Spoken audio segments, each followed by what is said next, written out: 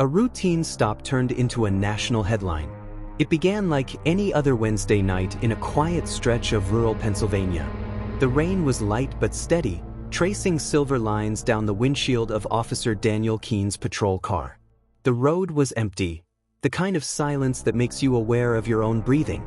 Keene had worked these backroads for 8 years.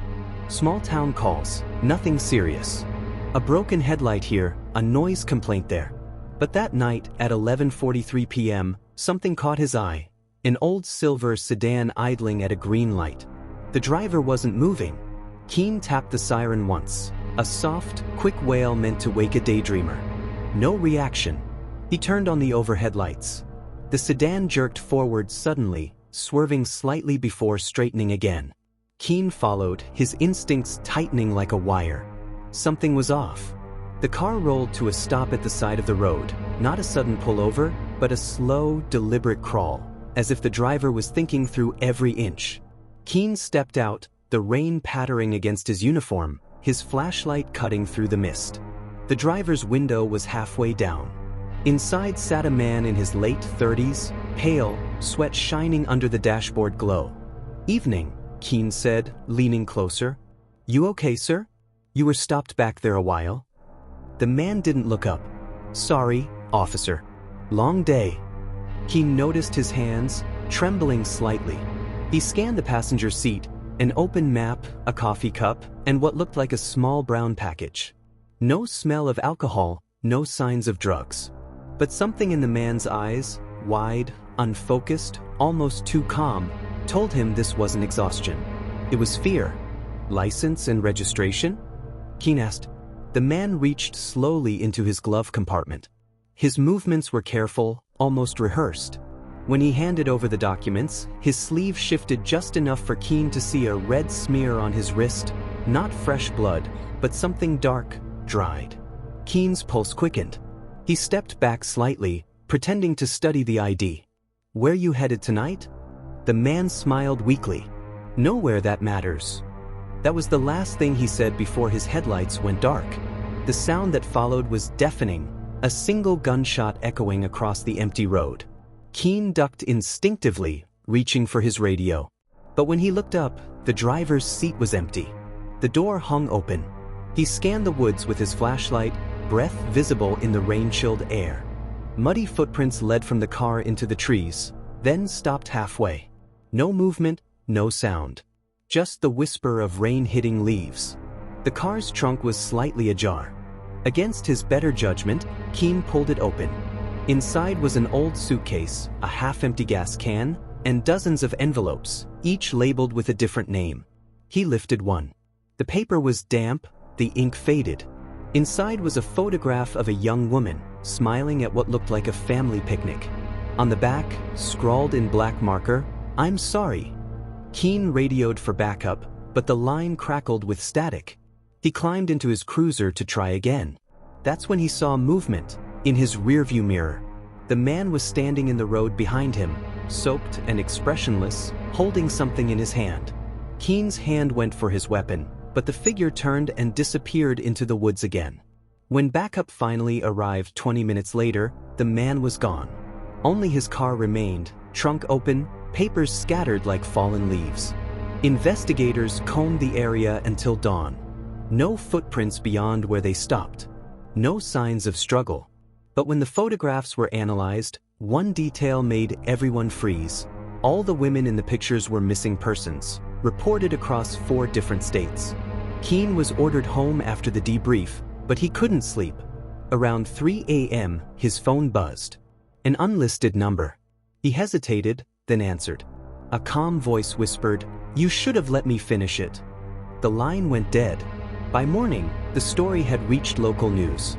Officer encounters abandoned vehicle linked to multiple disappearances. Within hours, the FBI was involved. The media swarmed. Every detail of that night, the gunshot, the missing driver, the photographs, was replayed across every screen. But Keene knew what the cameras didn't show. The man's voice wasn't angry. It wasn't scared. It was relieved. Like he had passed something on. 2 days later, the department received a sealed envelope addressed to Keene.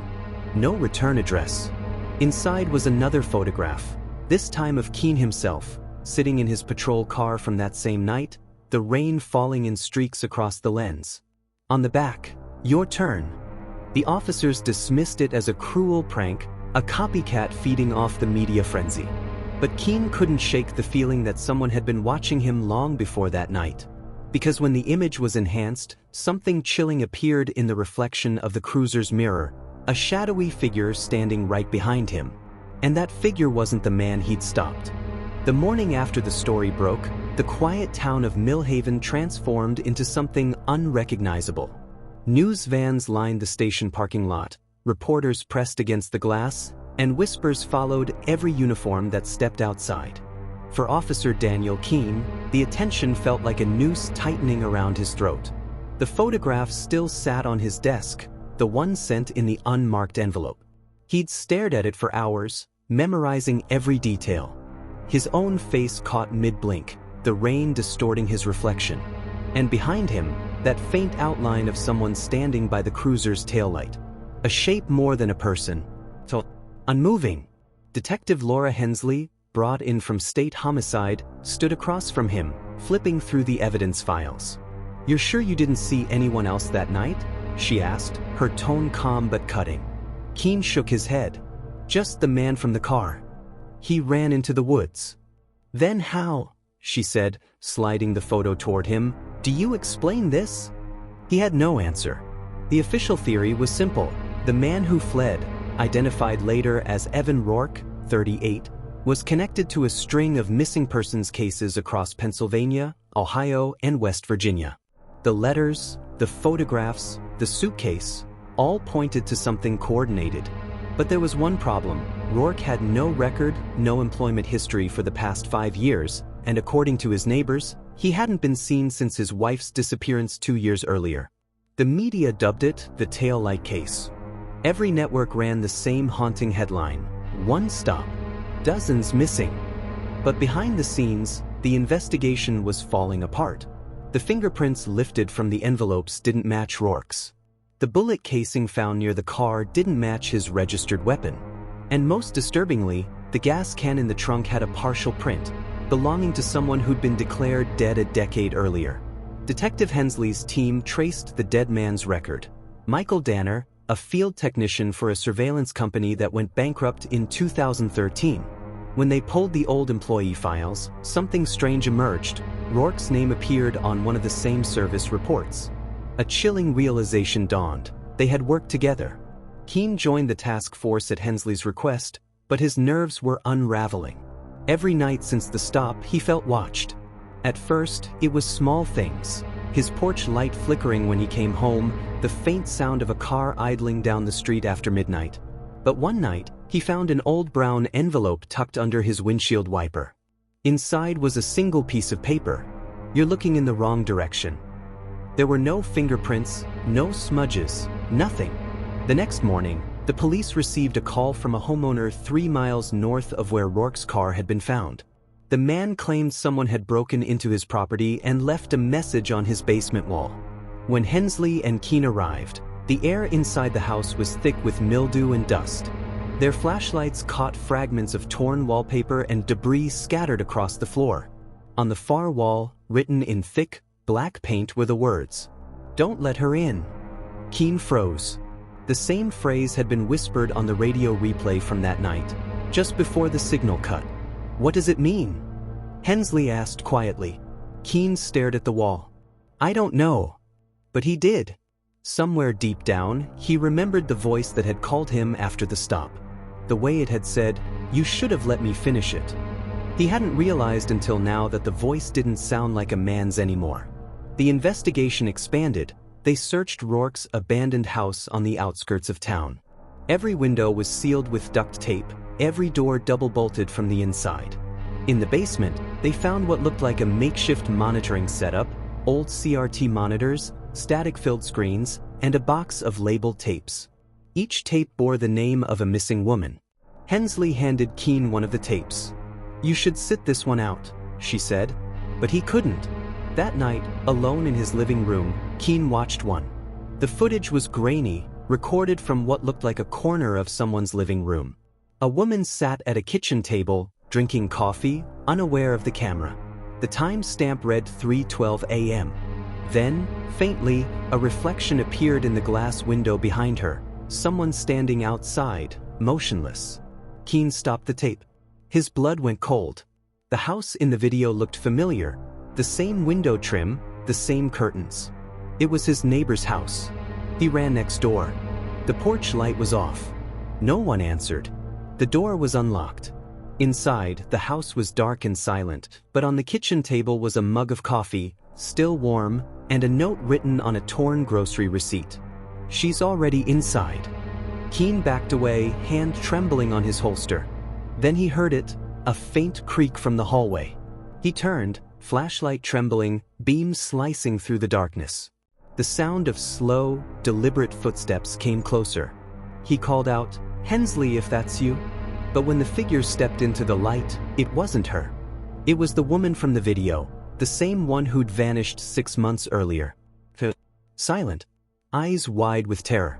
She opened her mouth to speak, but before a sound came out, the lights went out. When they came back on, she was gone. And in her place, on the kitchen wall, written in dripping black marker, "You let her in." Keene stumbled outside, heart pounding, gasping for air as he looked toward his own house across the street. His porch light flickered again, once, twice, before going dark completely. The next morning, Hensley arrived at the station to find Keene's badge, his gun, and a flash drive on her desk. No note. No trace of where he'd gone.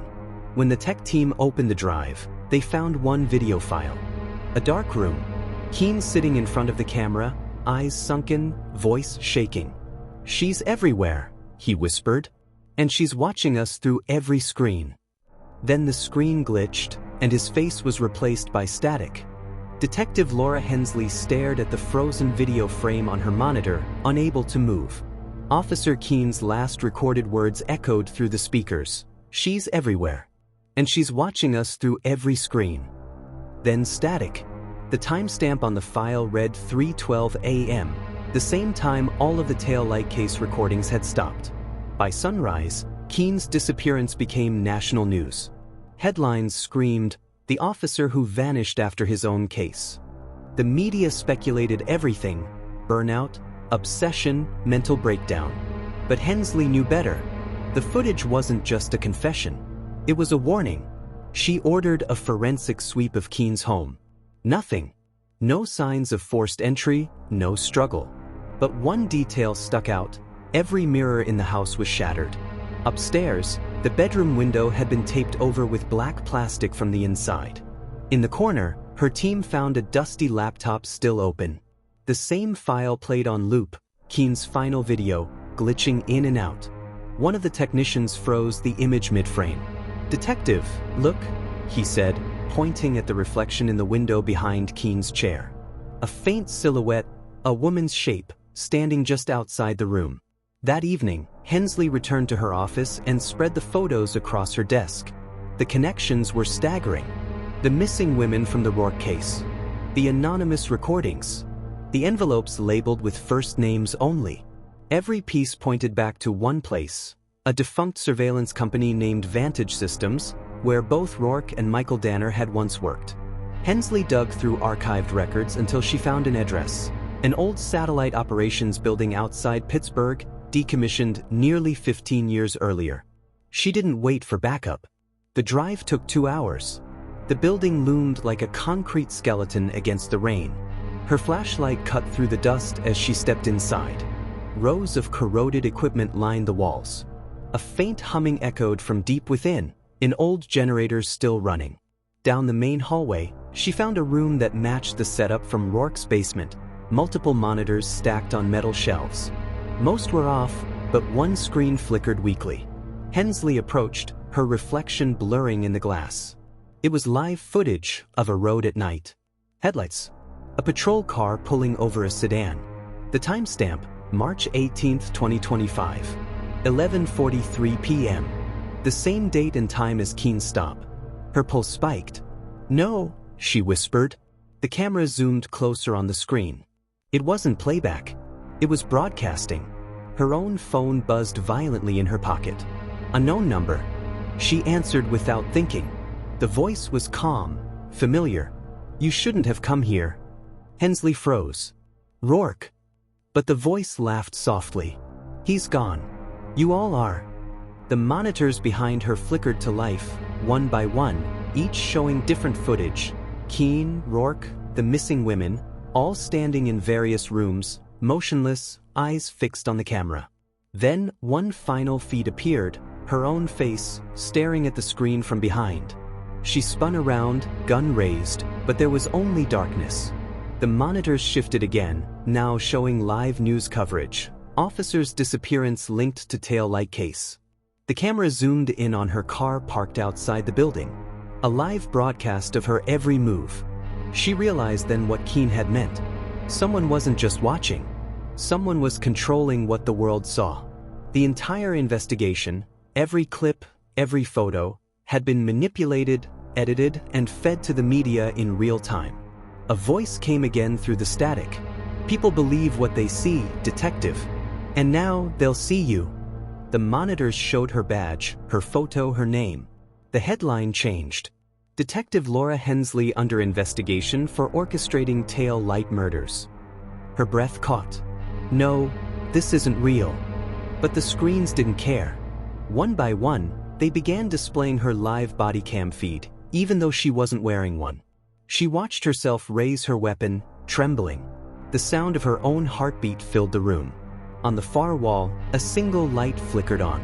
Beneath it sat a console, an old broadcast terminal labeled "Live Feed in Progress." A small red button blinked steadily. Hensley stepped closer. The hum grew louder. The air felt electric. Her phone buzzed again, a new message.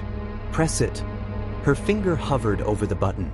The monitors now showed streets, houses, people's living rooms, cameras everywhere. She whispered to herself, "This is impossible." Then she saw it.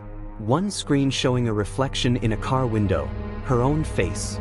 And behind her, that same shadow from Keene's photo, a woman, barely visible, her eyes glowing faintly blue. The hum rose to a deafening pitch. Hensley pressed the button. Subscribe for more dark mysteries, true crime documentaries, and real-life suspense stories every week.